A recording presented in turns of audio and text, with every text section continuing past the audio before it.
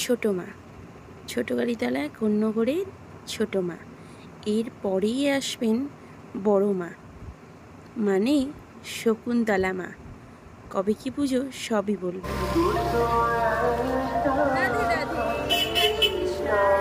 দেখো আমরা কোথায় যাচ্ছি জানো? চলো, যাওয়ার পরে দেখবে। এখন জানি কি করবে, কোথায় যাচ্ছি।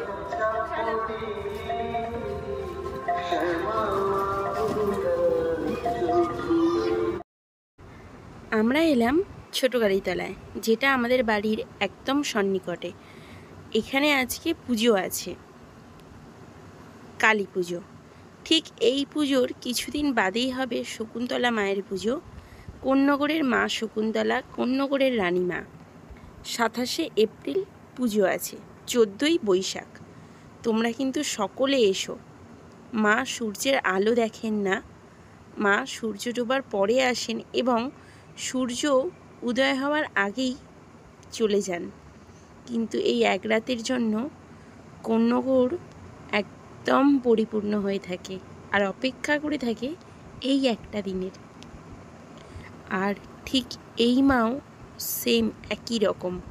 তো মা চলে এসেছে, আর আমিও মায়ের কাছে চলে এসেছি, আর সাথে এসেছে মোহন কুমার। এখানে বাতাসা ছোঁড়া আছে।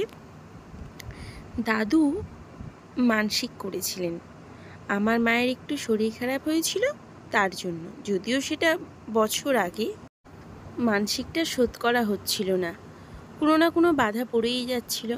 আর এইবারে দাদু মানসিকটা শোধ করে দিলেন। আর আমি মোহনকে নিয়ে গেছি দেখে আমাদের পাড়ায় তো সবাই মোহনকে দেখতে চাইছে, আদর করতে চাইছে, খুব ভালোবাসা দিচ্ছে। একটা ঠাকুমা তো এত ভালোবাসা দিল যে কি বলবো তোমাদেরকে। আর আমার মোহন সোনাও দেখো কি খুশি। মোহন সোনা তো আমার, তোমাদের সকলের। তোমরা আছো বলেই তো এত সুন্দরভাবে সব কিছু তোমাদেরকে শেয়ার করতে পারছি। আর এই দেখো এখানে ছোট্ট ছোট্ট ভাইরা চলে এসেছিল, তো সেই ভাইদের সাথে দেখা করতে এসছে মোহন সোনা। মোহন সোনার খুব ভালো লেগেছে, তাই তো ভাইদের সাথে একটু দেখা করতে চলে এলো। কি মিষ্টি দেখো, সুন্দর, কি সুন্দর, মানে অপূর্ব, এত সুন্দর বলার মতন নয়। আর ওইদিকে চলো,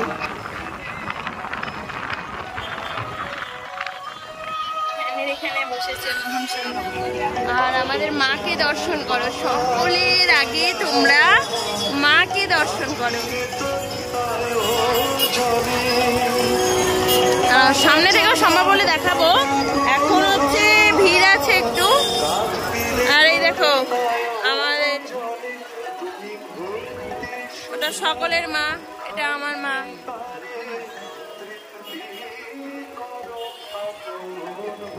দেখো বাতাসে ছড়ানো হচ্ছে।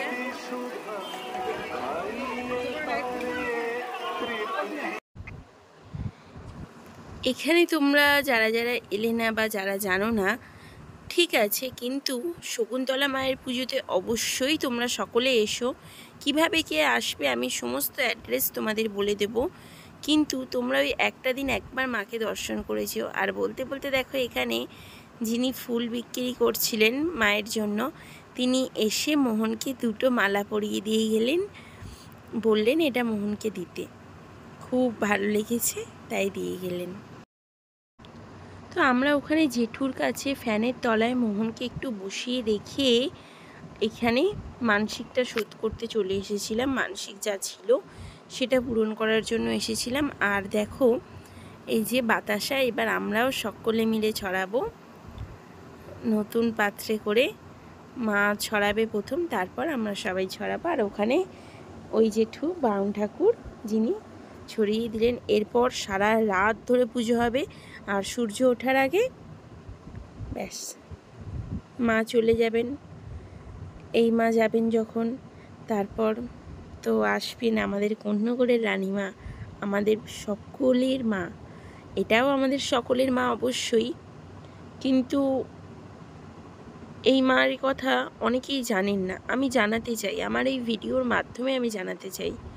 শকুন্তলা মায়ের কথা তো সবাই জানেন, কিন্তু আমি এই মায়ের কথাও জানাতে চাই। এই মাও খুব জাগ্রত, শকুন্তলা মাও তো জাগ্রত বটেই। যা চাইবেন তাই পাবেন। মা কোনো দিন কাউকে নিরাশ করেন না। তারপর ধূপ প্রদীপ সমস্ত কিছু জ্বালিয়ে দিয়েছিলাম এবং জ্বালিয়ে দেওয়ার পরে একটু আরতিও করে নিয়েছিলাম। সামনে থেকে গিয়ে আরতি করাটা সম্ভব হয়নি, সাইড থেকে এবং পেছন থেকে আরতি করে নিয়েছিলাম। এটা হলো দুর্গা মঞ্চ, এই যে দিকটা এখন দেখালাম, আর ওটা হলো মা কালীর মঞ্চ। তো ওখানে মা কালী আসেন আর এখানে মা দুর্গা আসেন। এবং দুর্গা পুজো তোমাদের সাথে আমি শেয়ার করতে পারিনি, আগের বছর শেয়ার করেছিলাম সম্ভবত, যতদূর মনে পড়ছে। এবছর যেহেতু আমি কেদারনাথ ছিলাম সেই সময় দুর্গাপুজো শেয়ার করতে পারিনি। এই বছর যদি আমি এখানে থাকি তাহলে অবশ্যই দুর্গাপুজো শেয়ার করব, আর না হলে আবার পরের বছর দেখাবো। তো ধূপটাও জ্বেলে দিলাম, ধূপ দিয়েও আমি আরতি করে নিয়েছিলাম।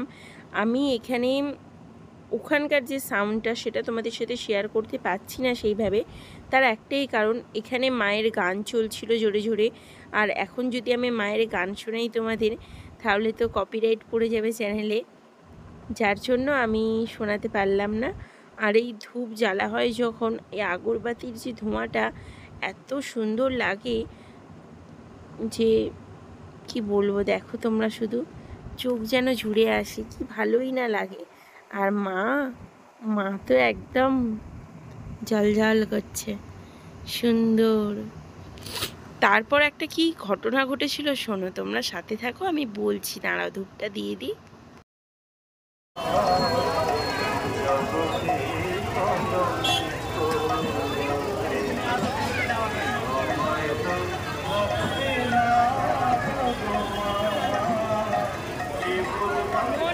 সামনে থেকে ডেকে নিয়ে আসো, যা নিয়ে যা।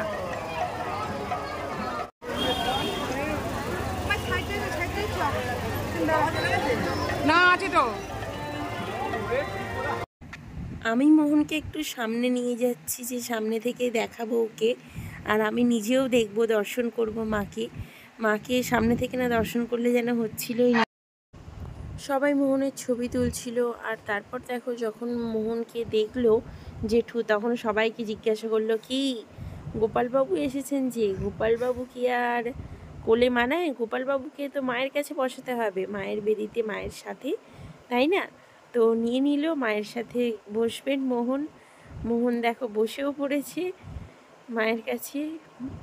মোহন আর মা একসাথে এত সুন্দর দেখতে লাগছিল যে কি বলবো। আমি ডেসক্রিপশানে শর্টসটা দিয়ে দিচ্ছি, শর্ট ভিডিওটা দেখো তোমরা যারা যারা দেখোনি।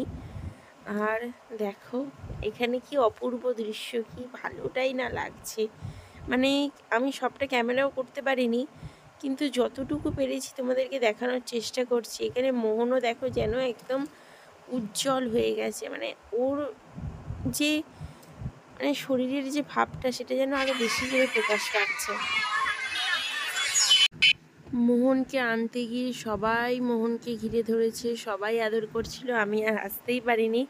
বেশ কিছুক্ষণ পরে এসে পৌঁছালাম, এবং এই যে ঠাকুমাটা দেখছো, এই ঠাকুমাটা মোহনকে মিষ্টি দিচ্ছিল এবং আমাকে খাইয়ে দিতে বলছিলাম। আমি বললাম, না ঠাকুমা তুমি খাইয়ে দাও। তো ঠাকুমা নিজে খাইয়ে দিল, খাইয়ে দিয়ে ঠাকুমা তো খুব খুশি। তারপর সেই প্রসাদটা আমি সবার মধ্যে, মানে যতজনের মধ্যে সম্ভব হয়েছে বিতরণ করলাম, এবং বিতরণ করে আমরাও নিজেরাও একটু একটু করে নিলাম। নিয়ে মোহনকে নিয়ে বেশ কিছুক্ষণ ওখানে বসলাম। মোহনকে সবাই আদর করছিল, তো তাই একটু ওয়েট করতে হচ্ছিল। তো বসলাম, বসে টসে আমরা বাড়ি চলে এলাম। আজকে এত দূরই থাকছে, পরবর্তীতে আবারও দেখা হবে। রাধে রাধে।